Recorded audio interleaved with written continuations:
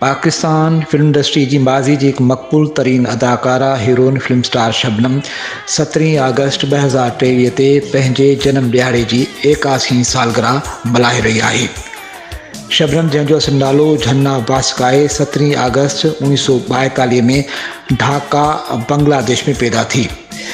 शबनम पंहिंजे फिल्मी कैरियर जो आगाज़ 1958 में बंगाली फिल्म राजत हायर जोकी खां कयो। संदसि कैरियर जी पहिरीं उर्दू फिल्म चंदा 1962 में ढाका में ठही। शबनम 180 फिल्म में कमु कयो, जंहिंमें उर्दू जूं 162, बंगाली जूं 14 ऐं पंजाबी जूं 4 फिल्मूं शामिल आहिनि। फिल्म स्टार शबनम जी सभ खां वधीक जोड़ी फिल्म स्टार नदीम सां पसंदि कई वई। शबनम ऐं नदीम 50 फिल्म में गॾु कमु कयो, जॾहिं त संद जोड़ी फिल्म स्टार मोहम्मद अली, शाहिद, वहीद मुराद, जावेद शेख सां पिणु पसंदि कई वई। शबनम मुस्तफ़ा कुरैशी, यूसुफ खान ऐं सुल्तान राय जी पिणु हीरोइन बणी। शबनम फिल्म डायरेक्टर नज़रुल इस्लाम, शबाब केरानवी, एहतशाम, परवेज़ मलिक ऐं सलमान समेत केतिरनि ई बॉलीवुड जे फिल्म डायरेक्टर सां गॾु कमु कयो। पाकिस्तान फिल्म इंडस्ट्री जी तारीख़ में उर्दू फिल्मनि जे हवाले सां जेका शोहरत ऐं मक़बूलियत शबनम माणे, उहा का ॿी अदाकारा न माणे सघी।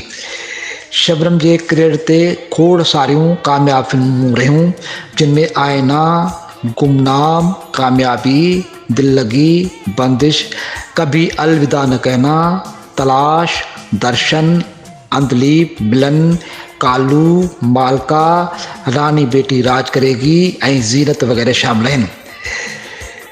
शबनम हिकु Pakistani TV serial Mohini mention में पिणु कैरेक्टर रोल अदा कयो। शबनम जी आख़िरी उर्दू फिल्म औलाद की कसम हुई, जेका 1997 में रिलीज़ थी, जॾहिं त शबनम 1998 में पंहिंजी फैमिली सां गॾु ढाका बांग्लादेश शिफ्ट थी वई। शबनम मौसीक़ार रोबन घोष सां शादी कई। शबनम बांग्लादेश शिफ्ट थियण खां पोइ 2 भेरा पाकिस्तान अची चुकी आहे। हिकु भेरो पंहिंजे मुड़ुस ऐं ॿियो भेरो पंहिंजे मुड़ुस रोबन घोष जी देहांत खां पोइ आई। शबनम खे फ़नी मुअनिता तौरु केतिरा ई एवार्ड मिलिया। उन्हनि एवार्ड में 13 Nigar award, PTV lifetime achievement award, Lux style lifetime achievement award, graduate award, Bolan award ऐं प्राइड ऑफ परफॉर्मेंस एवार्ड शामिल आहे। फिल्म स्टार शबनम पंहिंजे कैरियर दौरान हीरोइन जे किरदार समेत केतिरनि फिल्म में कैरेक्टर एक्ट्रेस तौरु यंग टू ओल्ड किरदार पिणु अदा कया। रिपोर्टर GM ख़ासि के लिए इबरत न्यूज़ कराची।